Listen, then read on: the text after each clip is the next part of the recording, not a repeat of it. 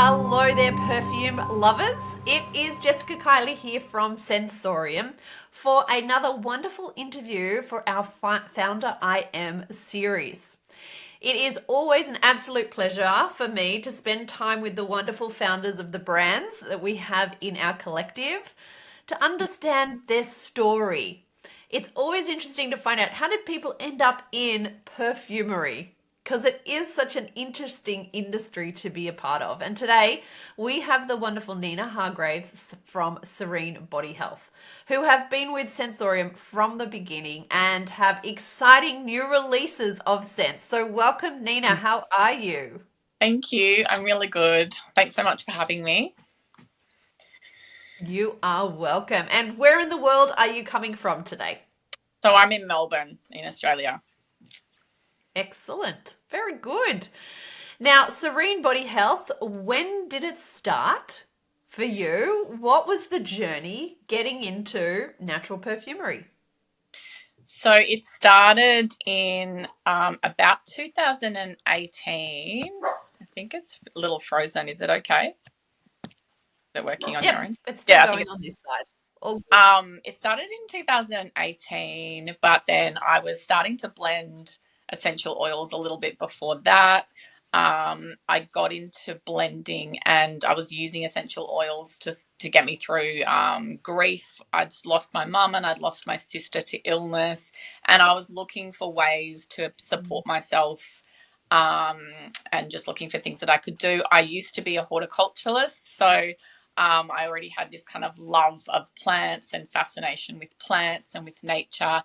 So when I was introduced to essential oils through a friend of mine, I just fell in love with them straight away, because I was like, oh, these are like little plant essences. It's like, the potent, Mm. pure essence of a plant. And I'd always, back in my, teens, I kind of, used to be into Wicca and like experimenting with like, making plant-based botanical little products anyway, and I would use them in the bath and things like that. So I was kind of already doing stuff like that, and my mum was very much into herbal remedies and things like that too. So yeah, I just started using them. I started then later blending different oils. I did this blending class where I sort of learnt about top notes, middle notes, base notes, and then it just kind of, I created the original 5 aromatherapy perfume oils really just to support myself, support my own health, and help sort of get me through the day, during really tough times. Amazing. Wow, what a journey. It's always so interesting that there have been like little dots along the journey, that you have then connected to be Yeah, ending up here blending and creating at the same time. yeah. Yeah. And at what part of the journey did you learn about what's in commercial fragrances? Yeah, so I started off very much in sort of like, this wellness essential oil world. Mm. And then really started to look at opening this up to a kind of bigger market. So when I was creating these blends, I was aware that there were a lot of essential oil blends already on the market. And they were very purposeful, and people, were kind of using them specifically for different, health reasons.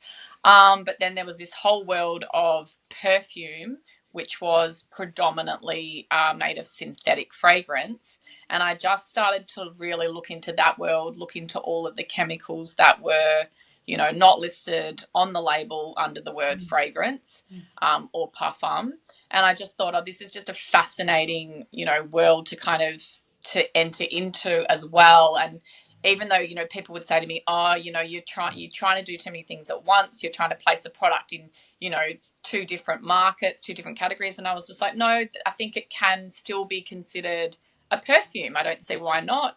um, you know Rather than just a blend, I think it can be an oil based perfume. Mm. But then as I sort of, moved kind of more into this world of fragrance, then I realized that people were really like, they would ask me, can you do this in a spray? Yep. Is there other options and things like that? And I just thought I'd just time to open up my market a bit more.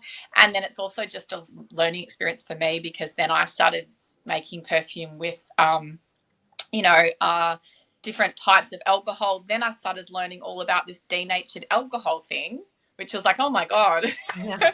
that was crazy just learning about that, because I didn't even know that. Yeah. That there's all these chemicals in the alcohol as well. So then I had to really work out what type of alcohol to source. And then I got contacted a manufacturer in Melbourne. And I was like, I'm going to formulate these. And then I ended up working with them because it just sort of got too complex. Like, I can't make all these from home. I need to get a manufacturer. Yeah. So tell us a little bit more, because many people wouldn't be aware of this difference in alcohol between natured or denatured. Yeah, so the denatured basically means denatured is like, they call it also perfumer's alcohol. Yeah. So it's very easy to get from a supplier.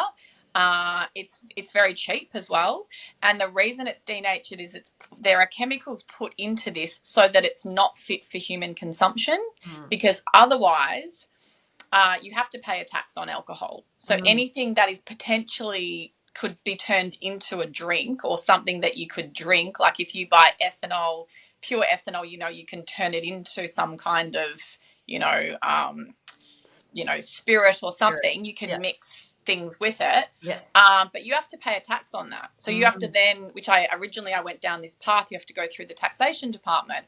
You have to tell them exactly how many quantities you're buying and all of this. So then I decided that's when it was time to contact the manufacturer, who is already purchasing big quantities, who already has this kit set up through the taxation department. And I was just very clear to them. I said, I'm not interested in denatured. It has to be, a grain alcohol or a sugarcane alcohol. They were preferring the grain alcohol, and they'd been working with that, and they recommended that for me. So I went with that. But yeah, it's interesting, and you don't exactly know the chemicals that are in the perfumer's alcohol, Right. and it's almost like another whole. You can't even find that information out. Yes. But it's not, you don't know for sure. But one of the chemicals that can be put in it is acetone. So I wouldn't want that on my skin. No, because that's the kind that we use, like, in the old days to Yeah, the nail polish and things. yeah, and it goes straight into the blood system, and it's a pretty nasty chemical.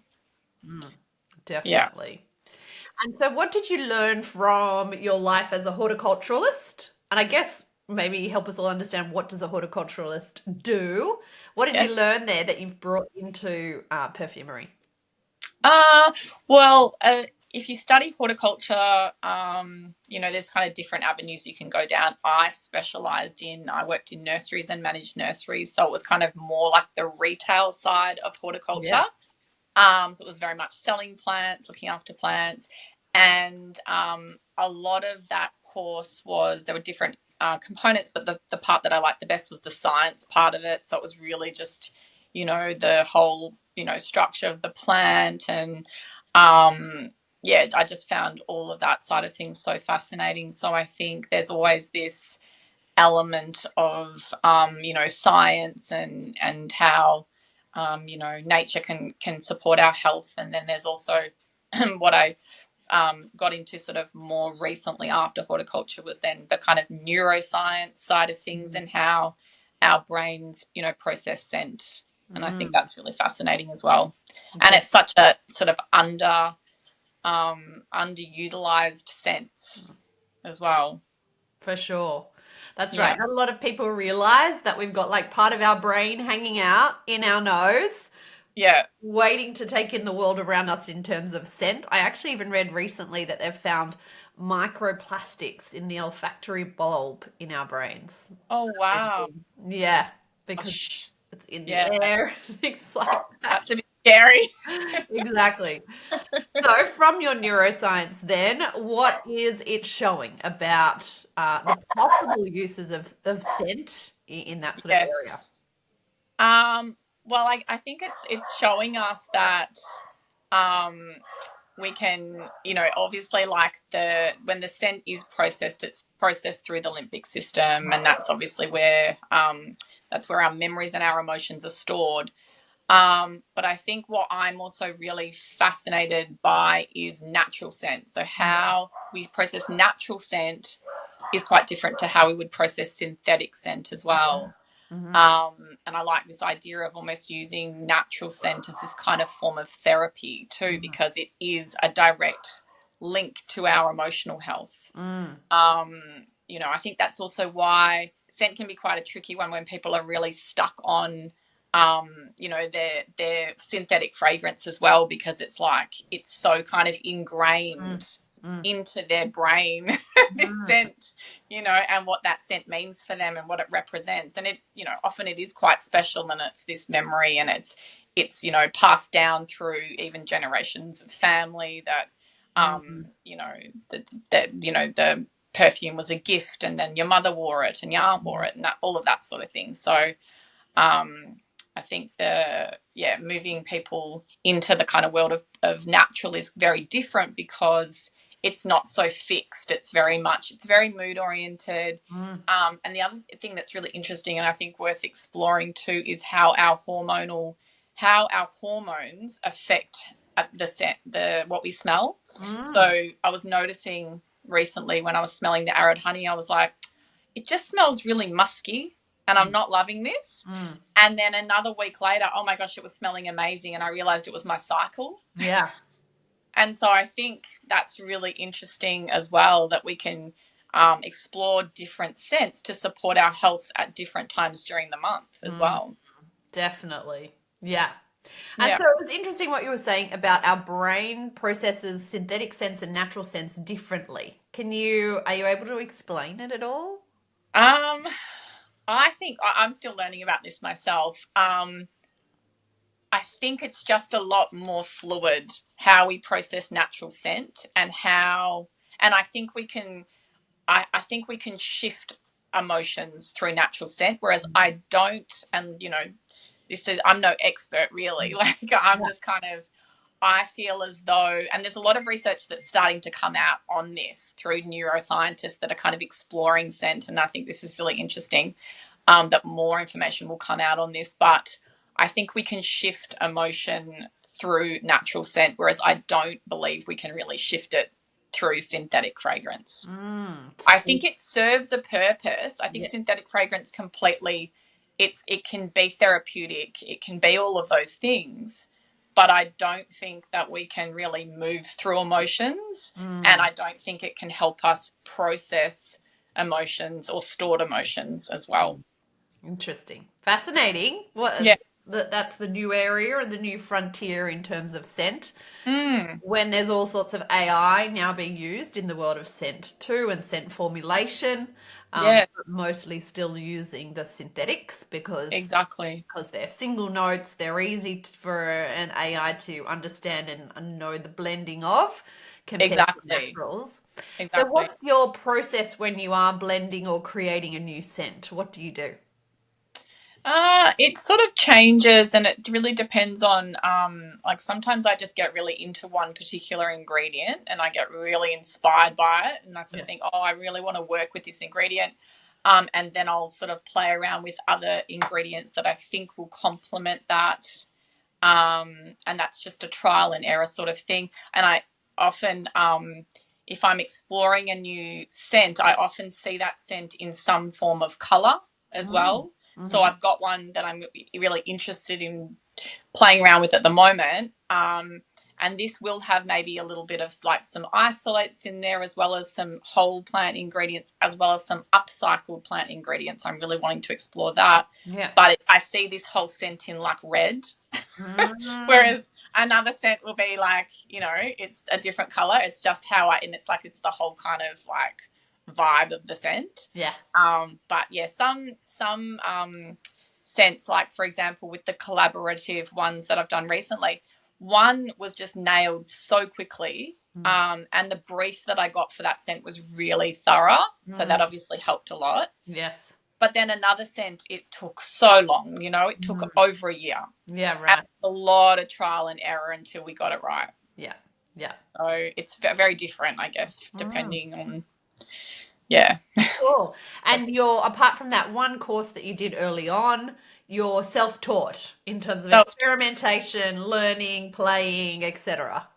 Just self-taught, yeah. Yeah. And I guess when I look at the ingredients, I just know the ingredients because of my plant background. So I Yeah. know exactly what they are. And I know the different varieties of, say, conifers, for example. I know what they look like. So when I'm Mm. ordering different things, I know where often, where they grow and things like that. Mm. But in terms of the actual making of things, yeah, self-taught. Amazing. Great. Now, I know you started with the beautiful roll-ons that we have here at Sensorium, and I think probably Amplify is one of the most popular here. Why Yeah. do you think that is? Why do you think it's the most It's popular? so popular. I think it's got to do with the cinnamon. I think Mm. cinnamon is really, it's very comforting for a lot of people, Yeah. and they do have a really nice association with cinnamon. And sometimes they can't always pick it straight away because Mm. it's with the rose, but then it's just, I think, a nice balance of the rose with like the floral, with the little bit of spice, Mm. the capabra, the cedarwood. Mm. Yeah, it's a Mm. good one. It's very feminine as well. I think a lot of different age groups of women really like this scent too, Mm. which is nice. Yeah, that's great. Yeah, I Yeah. think cinnamon is such a lovely scent, but it can be quite overpowering if there's too much of it, right? So Yes. it's that nice balance of there's the hint and there's that spicy comfort sweetness to it, but Mm, it's not just cinnamon. That's all you can absolutely. smell. Yeah, and it's a hot oil too, so you can really only have like, one drop. One drop. Yeah, it's Yeah. very yeah. Otherwise it'd be too hard on the skin. Yes. And so tell us about, we have the new sprays, the Eau de Parfums now, yeah, which are really gorgeous. And we've heard about where you wanted to step into with them. So tell us a little bit about, I particularly love, Yeah. yeah, Nestinari. Is that how you say it? Yes. How Yeah. you say it. Because that one, I remember giving you a sample of that years ago. Yeah, and that blend hasn't changed. Right. It stayed the same, but Hmm. it started off being called, I did exhibit it a few times, so I did test that one out quite a lot. And I always remember it having this really good feedback from both men and women. And it started off being called Fire Dance, and so Yeah. it was like really like an empowering scent, and Yeah. um, also because it's got the clove, it's got all these sort of comforting ingredients, but then the hero ingredient in that is the coffee blossom, which is Mm. just, I love the coffee blossom. And as soon as I smelt that, I was just like, oh my gosh, I have to make a perfume with this ingredient. Like, it's amazing. Mm. But you say that the inspiration also, or it seems to capture the like Hungarian fire dance. Is that right? Yeah, yeah. Yeah. So I remember thinking, I don't want to call it fire dance. I want to call it something else, but it's really about empowerment, and it's about, believing in yourself and, having the courage, but then also, and it was also, what I was kind of going through at the time, as they always are. There's some kind of reflection Yes. happening there. Yes. But then it was also this sense of community, and I looked up words to do with fire dance, and this Hungarian fire dance came up, and I was like, Mm. oh, I just love that word, Mm. Nestinari. Mm. And it kind of, it just kind of all of the qualities of that kind of ceremony, I guess, in a way, it kind of encapsulates that scent. Mm. Definitely. Yeah, Yeah. I love that feeling of it. Also having ritual to it as well. Yes, Yeah, a celebration exactly. and a ritual. Yeah. Yeah, So then yeah. tell us about Arid Honey. What was the inspiration there? So Arid Honey is actually a spin-off from the original perfume oil scent that I had that was called Red Desert. Uh-huh, yes. And it was quite popular, but I discontinued it. And it was popular, but it wasn't popular enough. And so then I thought, look, I love these ingredients. I love Baronia, I love Wood, and all of these Australian ingredients. I just want to be able to honour Australian ingredients as Mm. well. Mm. And it was also about, the Australian plants that, grow in this kind of really harsh environment sometimes as well, but they're so strong and robust. And Mm. then I sort of, just played around with making it into an eau de parfum, and it just seemed to work really nicely. Like, it was a lot less sweet than the Red Desert, but it kind of became a little bit more sophisticated, I thought. And so it's got that, but then it's sort of got that playful kind of whimsical honeysuckle as well, that kind of like makes it a little bit more playful and kind of softer as well. Yeah, and it's definitely for those who like the sweet side of things. Yes, Yeah, the yes, sweeter scent. absolutely. Yeah. Yeah, And then of course, white gothic. Yeah. yeah, So even the name, when I looked at it as well, I love this idea of both sides. We are all of it. Honor yeah. the white and the light and the gothic and the shadow. So yeah, what are the hero ingredients and how did this come together? Yeah, so the hero ingredient of that is the elderflower.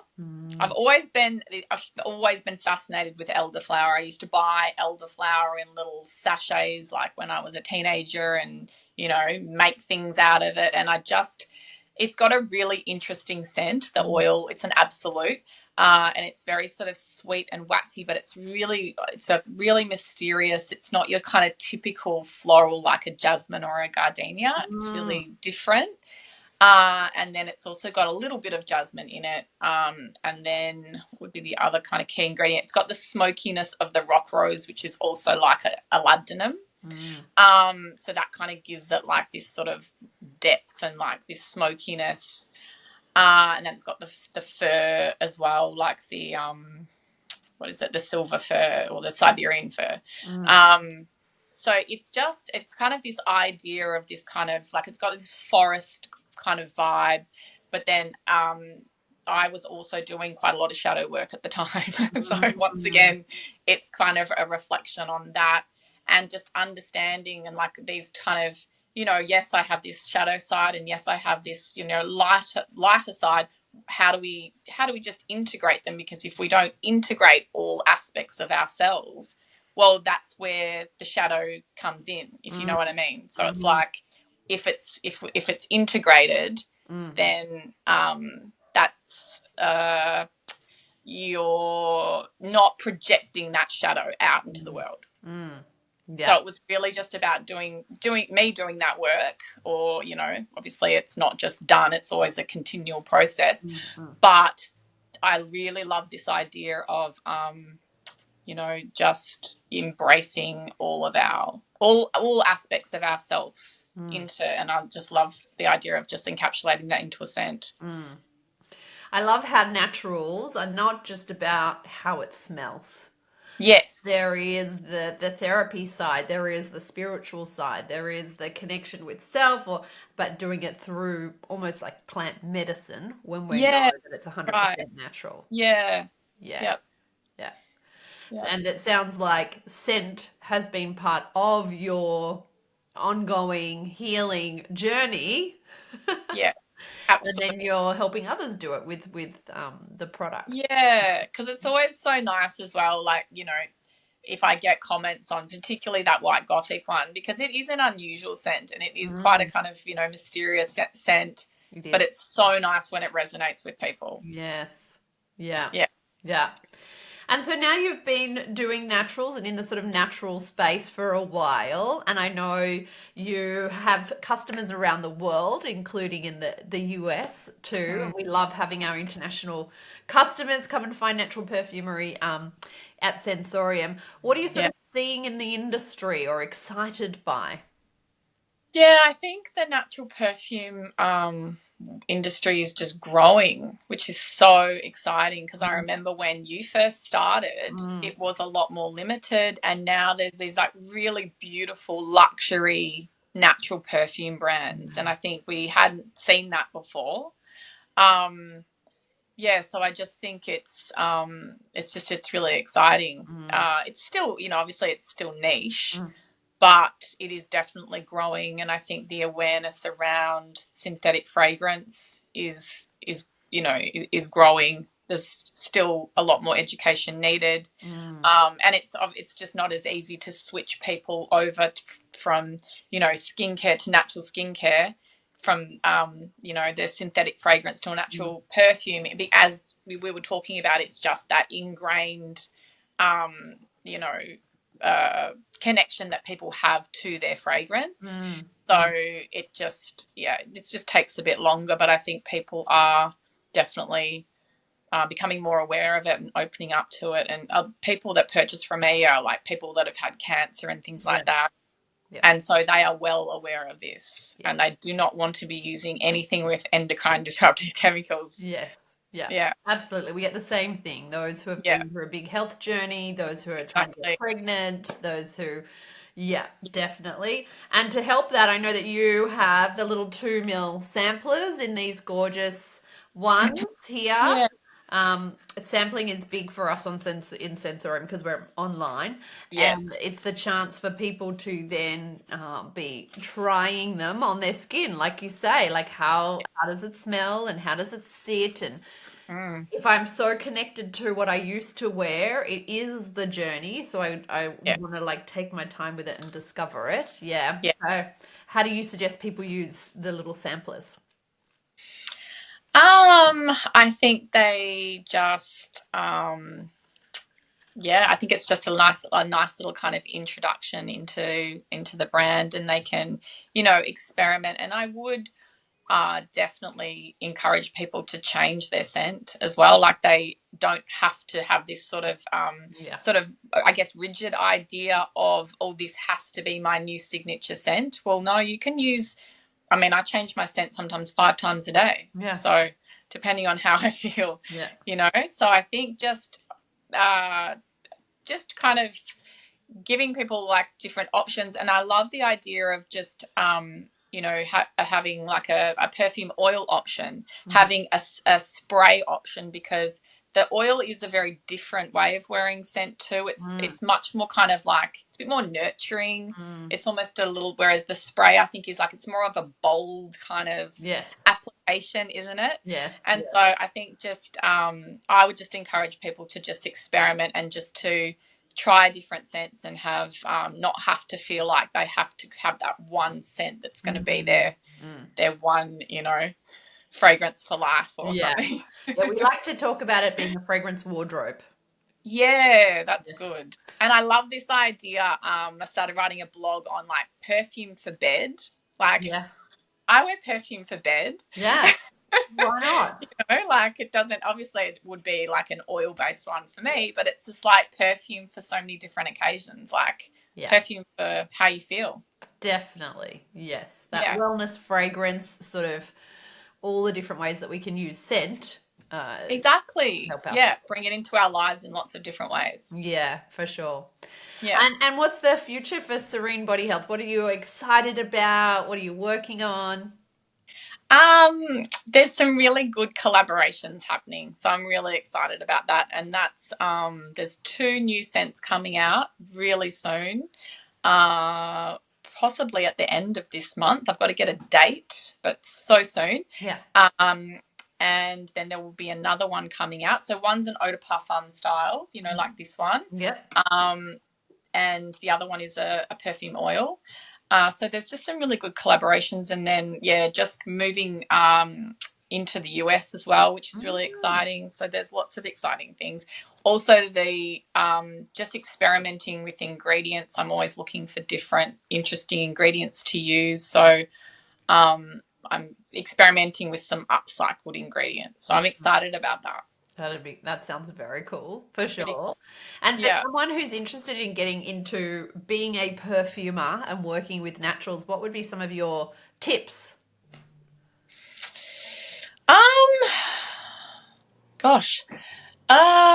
I think it's sort of like, I don't know, it's sort of just a creative process, I guess, isn't it? It's just, I would just say just experiment and play. And, just really, look into the ingredients that you're using, and really, because obviously it's like a whole world of, can you trust what's in these ingredients? Are they 100% natural? Is there any extra things in there? And so just just do your research. Research. Definitely. Continually. Amazing. Well, thank you, Nita, so much for your timing and helping us to jump into your world and the world of serene body health. I would definitely agree that using your scents do help us to feel very serene, but the new spray ones add to that, and it's like a whole other area that we get to play with in ourselves with those scents, and they're very, very unique. And it's such a pleasure to have you as part of Sensorium, the Natural Perfume Collective. So, Thank you. yeah, thank you. No worries at all. We look forward to all of the new products coming out in the future. Yeah, thank you. Thank you.